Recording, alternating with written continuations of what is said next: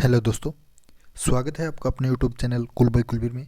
आज का जो वीडियो है ये वीडियो एचएसएससी सेट का मैथ और रीजनिंग का फोर्थ प्रैक्टिस सेट है। इससे पहले 3 प्रैक्टिस सेट मैथ और रीजनिंग के करवा चुके हैं। अगर आपने उनको अभी तक नहीं देखा तो वीडियो के डिस्क्रिप्शन बॉक्स में लिंक दिया गया है। और इससे पहले 25 प्रैक्टिस सेट जो कि आपके लिए काफ़ी इम्पोर्टेंट है, उन्हीं में से ये जो मैथ और रीजनिंग के पार्ट जो हैं वो आपके बनाए जा रहे हैं, तो उन सेट को भी आप एक बार ज़रूर देख लें। आने वाले एग्ज़ाम जो सेट का एग्ज़ाम होगा उसमें बहुत ही इंपॉर्टेंट होने वाले हैं। ठीक है, आपको काफ़ी पसंद भी आ रहे हैं, बार बार कमेंट आ रहे हैं आपके। तो इनकी पीडीएफ आपको टेलीग्राम ग्रुप में मिलेगी, उसका लिंक भी डिस्क्रिप्शन बॉक्स में है, या फिर आप कूल बॉय कुलबीर के नाम से टेलीग्राम पे सर्च कर सकते हैं, वहाँ से आपको टेलीग्राम का ग्रुप भी मिल जाएगा। ठीक है, तो ज़्यादा समय आपका ख़राब नहीं करेंगे, आज शुरू करते हैं मैथ और रीजनिंग का ये चौथा प्रैक्टिस सेट। ठीक है, तो जितने भी प्रैक्टिस सेट में मैथ और रीजनिंग के क्वेश्चन थे वो हम आपके लिए लेकर आए हैं। तो इसके लिए आप हमारा जो प्रैक्टिस सेट का सीरीज़ चला हुआ था 25 का वो देख सकते हैं।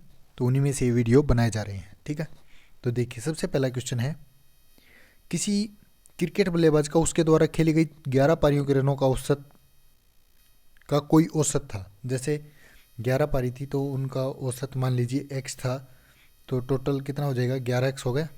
ठीक है, औसत का योग आ जाता है 11x। 12वीं पारी में उसने 90 रन बनाए तथा उनके रनों का औसत 5 कम हो गया। कितना कम हो गया, 5 कम हो गया।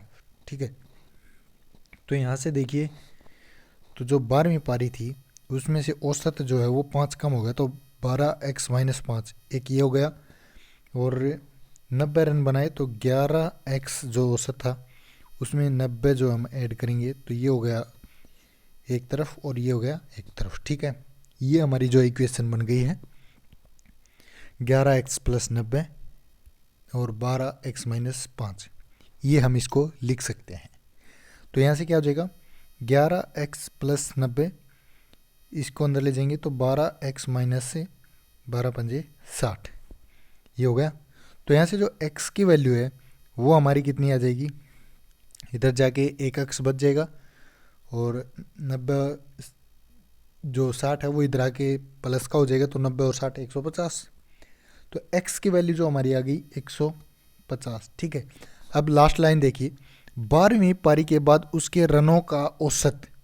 ठीक है, तो 12वीं पारी के बाद पूछा इन्होंने, तो जो हमारा x - 5 वाला था ये x - 5, ये 12वीं पारी के बाद था। x की वैल्यू है 150, माइनस में कितना हो जाएगा 5, तो कितना हो जाएगा 145। ये जो है 12वीं पारी का औसत था। ठीक है, बिल्कुल इजी मेथड है और शॉर्ट से शॉर्ट मेथड से मैं आपको समझा रहा हूँ। किसी क्वेश्चन में डाउट लगता है आपको कमेंट करके बताइए, दोबारा से अगली वीडियो में हम उस क्वेश्चन को अच्छे से और भी करवा सकते हैं। ठीक है, उसके बाद है रीजनिंग का है, बी सी छोड़ दिया, डी ले लिया, ई छोड़ दिया, एफ ले लिया, जी छोड़ दिया, यानी एक एक का गैप चल रहा है। और एच के बाद आई छोड़ दिया, जे ले लिया, तो एक्स के बाद वाई छोड़ दीजिए, जेड ले लीजिए, जेड हो गया। जेड के बाद ए छोड़ दीजिए, बी ले लीजिए, सी छोड़ दीजिए, डी ले लीजिए, ई छोड़ दीजिए, F. Z B D F कौन सा ऑप्शन है, सी, यही आपका राइट आंसर हो जाएगा। तो 420 यानी 20 का स्क्वायर कितना होता है 400, तो 484 किसका स्क्वायर है 21 का, तो 21 इसका राइट आंसर हो जाएगा। उसके बाद, यदि किसी समचतुर्भुज की एक भुजाता उसके विकिरण की माप क्रमशः 10 और 16 सेंटीमीटर है। समचतुर्भुज का मतलब आमने सामने की भुजा जो है वो समान हो। ठीक है, ये देख लीजिए, ये विकिरण होगा इनका बीच वाला। इसकी टोटल जो दे रखी इन्होंने 16 दे रखी है। ठीक है, इसका हाफ अगर करेंगे तो क्या है 8 ये रह जाएगी और 8 ये रह जाएगी। ठीक है, इधर ये जो दे रखा है इन्होंने 10 सेंटीमीटर जो है इसकी एक भुजा दे रखी है, ये 8 हो गई इधर वाली, ये 10 हो गई, ये हमने निकालनी है। तो ये निकालेंगे तो देखिए कितना हो जाएगा, 10 का स्क्वायर कितना होता है 100, 10 8, तो ये 8 का कितना होता है 64, तो इसके स्क्वायर में से ये स्क्वायर घट जाएगा तो कितना बचेगा 36। 36 किसका स्क्वायर होता है 6 का, तो ये भुजा कितनी आ गई हमारी इधर वाली 6, ये 6 आ जाती है तो इधर वाली भी 6 हो जाएगी, टोटल हो गई ये 12। तो एक विकिरण की तो लंबाई हो गई 16, जो टोटल इसकी बात करें, ठीक है। और एक जो ये विकिरण है इसकी हो गई 12, ठीक है। तो इसका क्या फार्मूला होता है जो समचतुर्भुज इसके क्षेत्रफल का, जो विकिरणों का गुणनफल होता है उसका आधा कर दीजिए। तो विकिरण है 16 गुणा 12 बटे 2, 2 छिके 12, 16 छिके 96, यही आपका राइट आंसर हो जाएगा ऑप्शन सी, ठीक है। क्या करना था, जैसे ये है आपकी समचतुर्भुज, ये इसका एक विकिरण हो गया, ये एक हो गया, ये हमें दे रखा है टोटल 16, यानी 8 ये हो गया, 8 ये हो गया, ठीक है। और ये हमने इधर वाला जो है एक भुजा दे रखी है 10, ये हम निकाल लेंगे, ये हमारा 6 आ जाएगा, 6 ये आ गया तो 6 ये हो गया, टोटल हो गया ये विकिरण 12 और इधर वाला जो है 8 और 8 16 जो दे रखा है, ठीक है। तो इनका गुणनफल और उसका आधा, तो ये फार्मूला होता है इसका समचतुर्भुज का जो क्षेत्रफल है उसका, 2 छिके 12 तो 16 छिके 96, बिल्कुल ईजी है। उसके बाद है, यदि किसी वस्तु का क्रय मूल्य उसके विक्रय मूल्य के 80% के बराबर हो, यानी विक्रय मूल्य मान लीजिए 100 रुपये है आपका, ठीक है। तो क्रय मूल्य क्या कह दिया 80%, तो इसका 80% कितना हो गया 80, ये हो गया क्रय मूल्य। तो लाभ क्या होगा, देखिए ये तो है क्रय मूल्य, ये है विक्रय मूल्य, 80 में खरीदी 100 में बेची, कितने का लाभ हुआ 20 का, किसके ऊपर क्रय मूल्य के ऊपर, 20 बटे 80 गुणा में 100, तो काट दीजिए 4 4 से 25 पे, तो 25 इसका राइट आंसर हो जाएगा ऑप्शन डी। बिल्कुल एक स्टेप में आपका सवाल जो है वो सोल्व हो जाएगा, आप लगातार वीडियो देखिए आपको समझ आ जाएगा, ठीक है। उसके बाद एक विक्रेता 14 के भाव में 5 नींबू बेचता है, ठीक है, जिससे उसे 40% का क्या होता है लाभ होता है, ठीक है। उसने 1 दर्जन नींबू कितने में खरीदे, तो यहाँ से पहले एक की वैल्यू निकालेंगे फिर 1 दर्जन की आएगी, ठीक है। तो क्या कहा है पहले देखिए, 5 जो नींबू हैं वो कितने में खरीदे हैं 14 में, ठीक है। एक कितने में खरीदेगा, एक खरीदेगा 14 बटे 5 में, ठीक है। यहाँ विक्रय मूल्य है, बेचने की बात है तो विक्रय मूल्य चल रहा है, ठीक है। 5 बेचे 14 में, एक बेचेगा 14 बटे 5 में।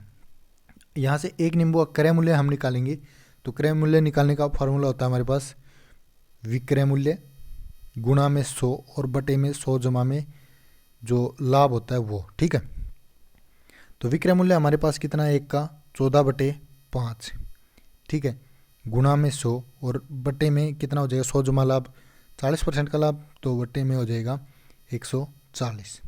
इसको कैंसिल आउट कर देंगे, 0 से 0, 14 से 14, 5 से 2, कितना आ गया 2। तो एक जो नींबू है उसका क्रय मूल्य आ गया 2।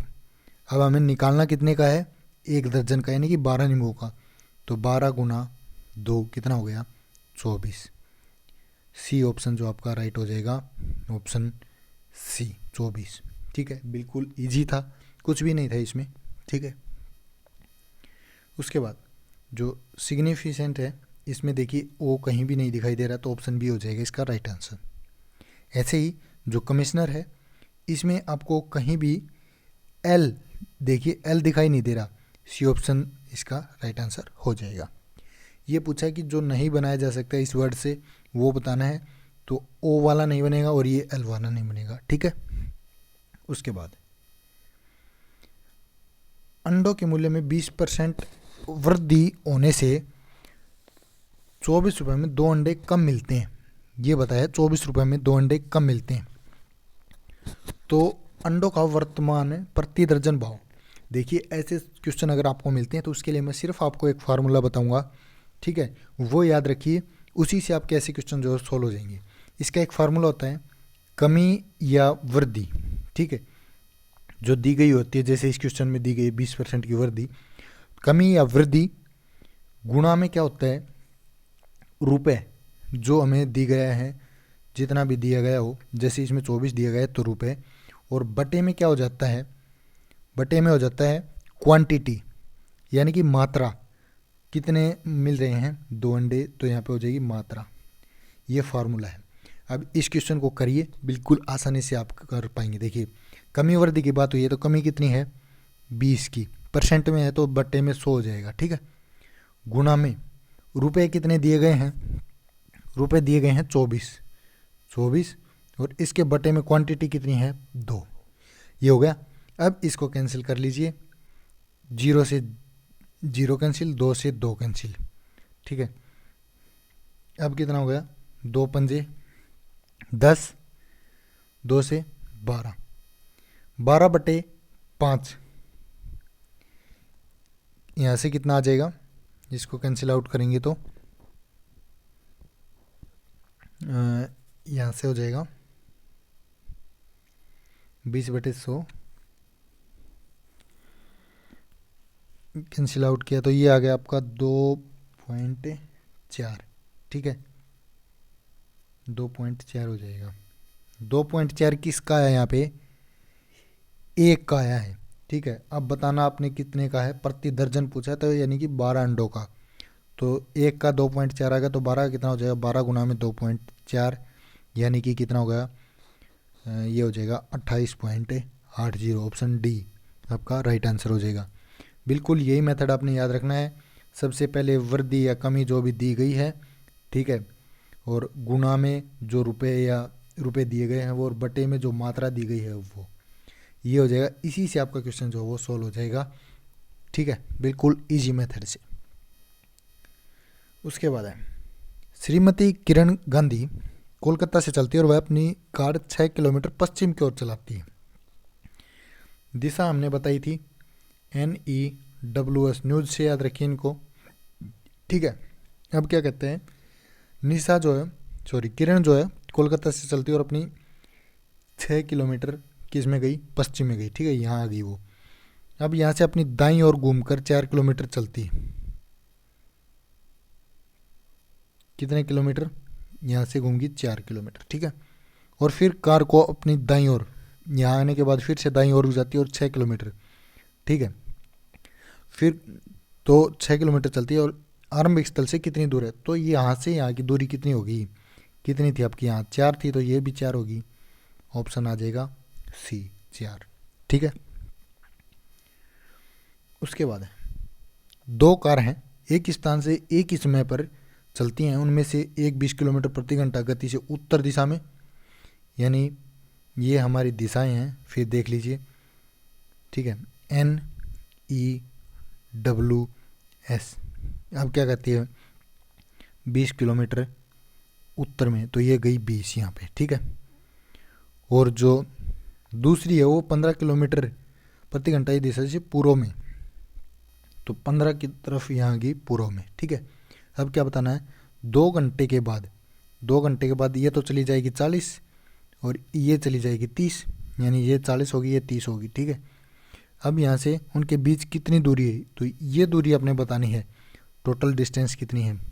सेम पाइथागोरस आप यहाँ से लगा लीजिए, इन दोनों का स्क्वायर इसके स्क्वायर के बराबर होगा, तो 40 का स्क्वायर कितना होगा 1600, प्लस में 30 का स्क्वायर 900, तो 1600 900 कितना होगा 2500। 2500 किसका रूट है 50 का, तो ये कितनी आ गई 50। ऑप्शन जो आपका डी है बिल्कुल राइट हो जाएगा, ठीक है। उसके बाद यहाँ से देखिए 66 का, ठीक है, क्या दे रखा है इस क्वेश्चन में, किसी वस्तु को 69 में बेचने के बजाय 78 में बेचने पर लाभ की प्रतिशतता दुगनी है, तो ये है दुगनी यहाँ पे, ठीक है। तो अब इसमें क्या करना है, तो क्रय मूल्य आपने बताना है, उस वस्तु का क्रय मूल्य क्या होगा। तो यहाँ पे देखिए सबसे पहले जैसे वस्तु का जो क्रय मूल्य है वो x मान लेते हैं, ठीक है, x हमने मान लिया। तो अब क्या हो जाएगा, अब क्या दे दिया, 69 में बेचने के बजाय 78 में बेचने पर लाभ प्रतिशतता, तो यहाँ पे 78 माइनस x जो है किसके बराबर हो जाएगा, यहाँ पे हो जाएगा 69 2 ऑफ 69 माइनस x, इसके बराबर जो ये हो जाएगा, ठीक है। यहाँ से ये इक्वेशन हमारी जो है वो बन गई है। अब इस इक्वेशन को सोल्व कर लीजिए, आपका उत्तर आ जाएगा, ठीक है। तो ये हो जाएगा 78 minus x is equal to, इसके अंदर गुना करेंगे 69 दूनी 138 माइनस 2x, ठीक है। तो यहाँ से x की वैल्यू क्या आ गई हमारी, 138 में 78 गए 60, तो x की वैल्यू जो है हमारी 60 आ गई। यही इन्होंने पूछा था। ऑप्शन डी जो इसका राइट आंसर हो जाएगा। बस इक्वेशन बनाने सीख लीजिए, आपका क्वेश्चन जो है जल्दी से सोल्व हो जाएगा। उसके बाद 77 का ये क्वेश्चन है।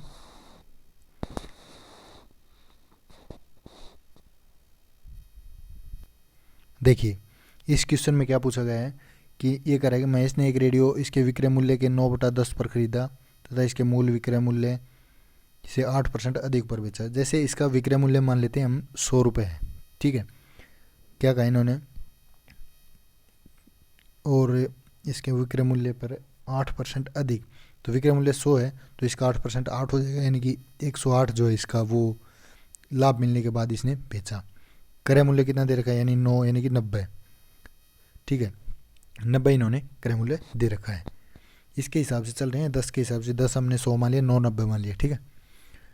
तो अब क्या करना है, उसका लाभ बताइए। देखिए ये तो है क्रय मूल्य, ये है आपका विक्रय मूल्य।